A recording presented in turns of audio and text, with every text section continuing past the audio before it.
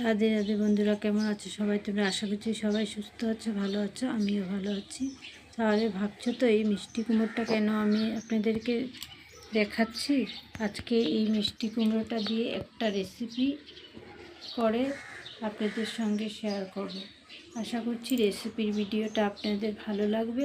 ভালো লাগলে like, comment, share. নতুন বন্ধুরা আমার চ্যানেলে প্রথম হয়ে থাকলে আমার ভিডিওটা যদি অল্প তো আপনাদের ভালো লেগে থাকে তাহলে আমার পাশে থাকার অনুরোধ রইল। আমার চ্যানেলটাকে সাবস্ক্রাইব করে আমার পাশে থাকার অনুরোধ রইল। তাহলে রেসিপিটা শুরু করা যাক।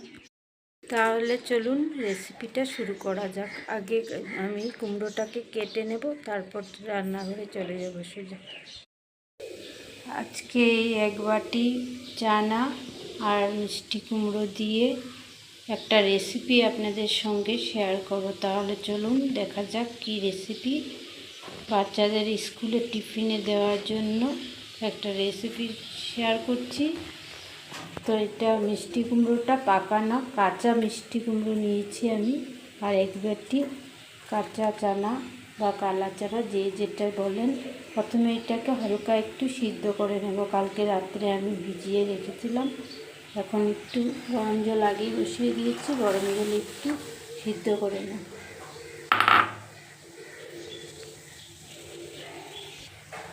দিয়ে দিচ্ছি নুন। এখন 5 মিনিটের জন্য ঢেকে রাখবো। চানাটা আমার সিদ্ধ হয়ে গেছে, যেহেতু কালকে রাত্রে আমি ভিজিয়ে রেখেছিলাম, বেশি সময় লাগেনি আমার সিদ্ধ হতে। একটা হাত দিয়ে টিপে দেখিয়ে দিচ্ছি। হাফের থেকে বেশি সিদ্ধ হয়ে গেছে, আর একটু রান্না করতে করতে হয়ে যাবে। তো এখন নামিয়ে নেব। চানাটা আমি নামিয়ে নিয়েছি। কড়াইটা আবারও বসিয়ে দিয়েছি। কড়াইটা গরম হয়ে গেছে, তেলও দিয়ে দিয়েছি। তেলটা গরম হয়ে গেছে। এখন ফোড়নে দিয়ে দেব কাঁচা লঙ্কা, শুকনো লঙ্কা, কালো জিরে, সর্ষে আর কারি পাতা।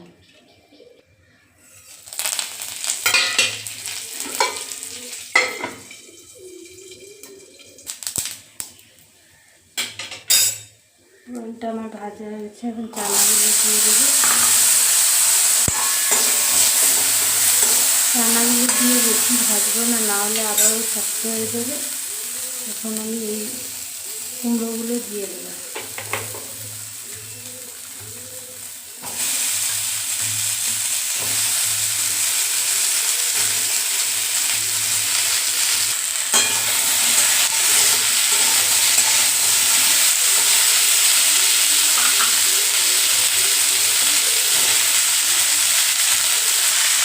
একটা কাঁচা লঙ্কাও দিয়ে দিলাম।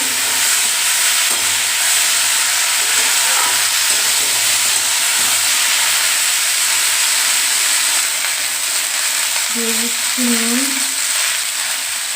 দিয়ে দিচ্ছি হলুদ,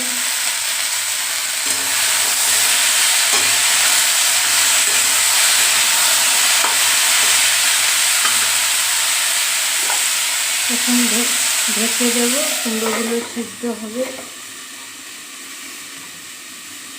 ঢেকে আঁচ কমিয়ে রেখে দিয়েছি।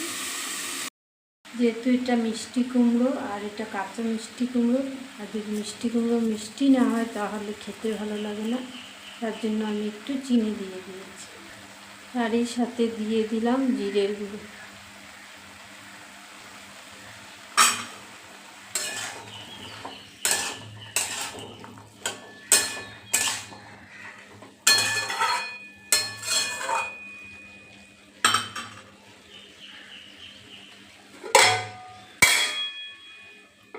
এখন আবারও ঢেকে দিলাম।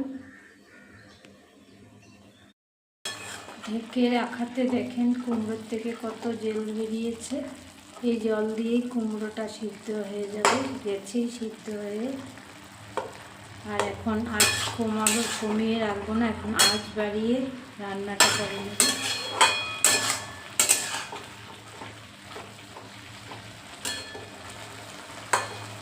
মিষ্টি কুমড়োটা পুরো সিদ্ধ হয়ে গেছে।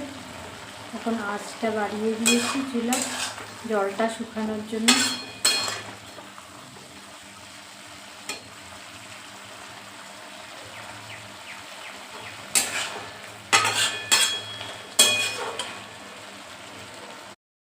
আমার পুরো শুকিয়ে গেছে, জলটা শুকিয়ে গেছে পুরো। এখন আমি এর মধ্যে গরম মশলা দিব। রেসিপিটা আমার পুরো কমপ্লিট হয়ে গেছে, এখন নামিয়ে নেব।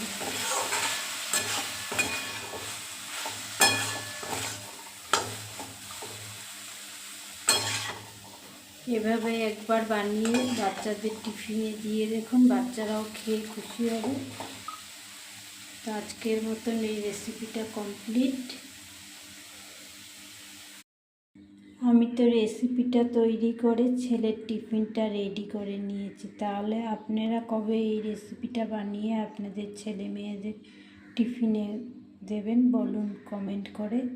একবার অবশ্যই এই রেসিপিটা ট্রাই করে দেখতে পারেন, আশা করছি আপনাদেরও ভালো লাগবে।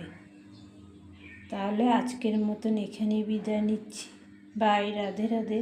আবার একটা নতুন ভিডিওর সঙ্গে আপনাদের সঙ্গে আবারও দেখা হবে। ততক্ষণ সবাই সুস্থ থাকুন, ভালো থাকুন, সাবধানে থাকুন। টাটা, রাধে রাধে।